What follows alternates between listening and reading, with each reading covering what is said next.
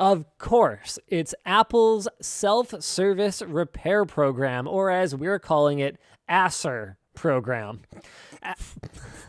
They announced it on Wednesday, and this is a really big deal because Apple has famously made, like, not just passively, not by accident. Apple has famously, intentionally made their devices more difficult to repair in recent years for end users, for non-authorized repair shops. I mean, they even refused to repair our Mac Pro, which there is a lot of confusion over what happened with that saga. Yeah. The number of people that have read incorrect reports of what happened and assumed that we were somehow looking for some kind of handout is mind-blowing. They wanted to pay for it. We broke it, and we said, hey, mea culpa, we want you to fix it, we will pay you.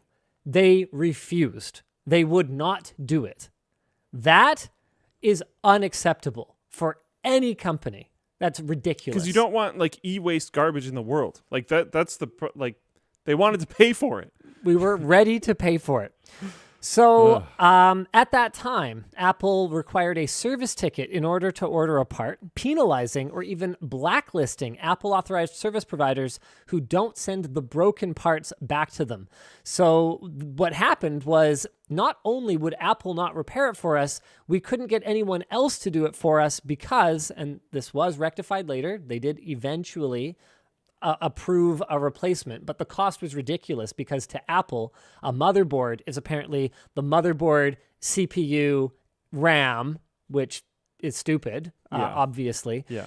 Anyway, we did eventually get that sorted out. We ended up doing it ourselves anyway because it wasn't cost effective, but they required a service ticket because once our serial number was flagged in the system, nobody could order a board for us because they would have to send back our serial number.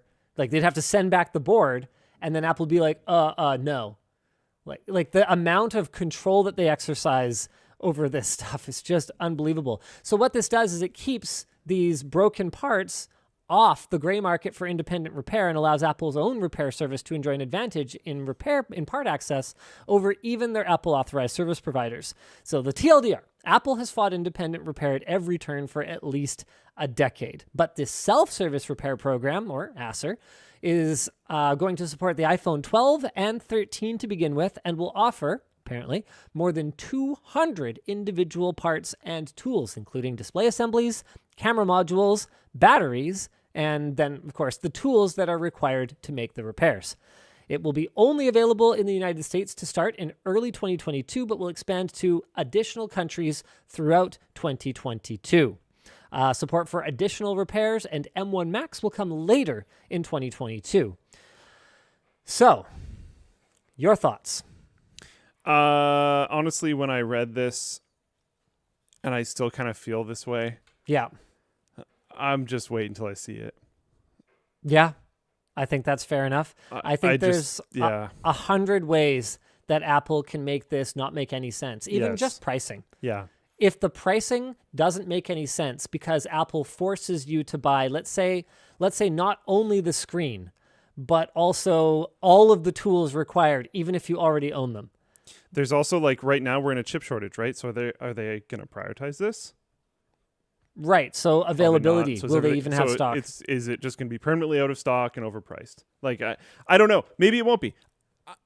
I'd love to give them the benefit of the doubt. I think that's kind of where I'm sitting right now. I think this is very cool. I'm happy they're stepping in this direction at all, because even if it's ineffective, maybe it gets some more people to start embracing this type of stuff. But is Apple moving in this direction, or are they just trying to appease? They've been pushed in this direction. Well, either way, honestly, I don't care. As long as there's more right to repair stuff going on. It's been pointed out that Wednesday happened to be, this is probably a coincidence though, happened to be the deadline for Apple to take action on a pro-repair shareholder resolution filed by environmental activists. Oh. Apple could have faced SEC enforcement had they not complied. Okay. Yeah, like I'm sure they didn't want to do this. That's the kind of vibe I've been getting this whole time. The irony, I don't know. or not irony, the hypocrisy of all of this is that Apple beats this drum. And I've been criticized very recently. I was criticized for not pointing out HP's excellent access to service manuals and parts, which I actually did do in a recent video, but that was not the only thing that particular critic got wrong about things that I have or haven't said.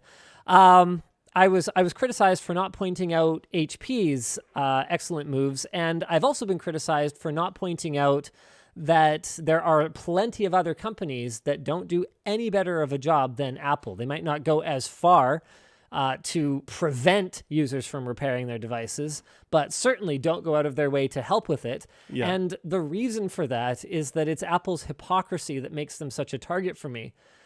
They keep talking about green, carbon neutral, environment, blah, blah, blah. They have an entire website, like sub-site dedicated to how environmentally friendly they are. And they use it as a selling point for moves that are frankly, blatantly, obviously just about saving cost, like not including chargers with their phones. Yeah. There happens to be an environmental benefit, which is great. A W is a W for sure. Yes. But don't pretend that that's why you did it, because whenever it is inconvenient, whenever it is not profitable, even in some cases when it would be profitable for them to just make these parts accessible, Apple actively fights against people repairing their own devices, and especially small shops repairing Apple devices without Apple's blessing. And that is environmentally devastating. Throwing away, shredding working devices, even in some cases, working devices that still are getting software updates. Like, we're not even talking stuff that would be a security risk to be on any network or anything like that. We're talking working, actively supported devices, shredding those. There is absolutely no way to spin that into some kind of environmental positive. And the Apple apologists will say, well, actually, Linus, Apple recycles a lot of stuff. Good for them. That's good. I'm not going to criticize them for that. What I'm criticizing them for is resorting to the worst R when the first two R's were absolutely accessible in many cases. That's why I'm critical. Reduce, reuse. Reduce, reuse. But repair should probably be in there too. Reduce, reuse, recycle. Isn't repair and reduce kind of similar? Yeah, sure. Repairing is a means to reduction. Yes. So that is the first R, the best R. So like the So yeah, I don't know. We'll see in the future. I suspect it's kind of a not entirely fully real move, but we'll see. Yeah, I mean, Apple still has an opportunity here to completely blow us away. And, yes, and I would love that. That'd be great. Make very open to it. Even if it wasn't the full, transparency that we might want, that someone like a Rossmann might want, right? Where Apple's providing literal schematics and ordering part numbers for every capacitor on the board, right? Like, even if they don't go that far, I'd say the vast majority of dead iPhones that you just want a quick and easy repair at your local shop in the mall or whatever are going to be your broken screens, your broken lightning connectors, right? Those, like a button that doesn't work, as long as that basic stuff is covered. Battery replacements. Batteries are consumables. Even rechargeable batteries, they're consumables. Yeah. As long as you've got all those major bases covered, I would consider this a win for consumers. Obviously, Apple could take it a step farther and they could just, no, I don't think I would even ask for that. So I'm not going to bring it up. I want to make sure that I'm being reasonable, okay? Now, speaking of Rossmann, Louis Rossmann did respond with mild skepticism, especially after Apple's independent repair provider program in 2019 required independent repair shops to agree to replace entire assemblies, even if the faulty component itself should cost significantly less. He's been on this ride before. As little as $60 versus $300. So a keyboard issue, for example, were keyboard issues a problem for Apple in 2019? Was that a common thing? Just a little bit, I think.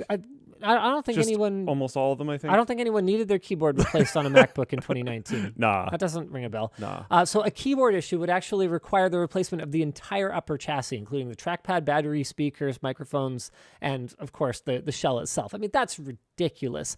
But in order to become one of these repair providers, you had to agree to perform the repairs like that. And if you're found in violation, there can be penalties. So that's not really providing options. That's just making the independent repair shop uncompetitive. Right? Like forcing them to charge $300 for a $60 repair is not reasonable.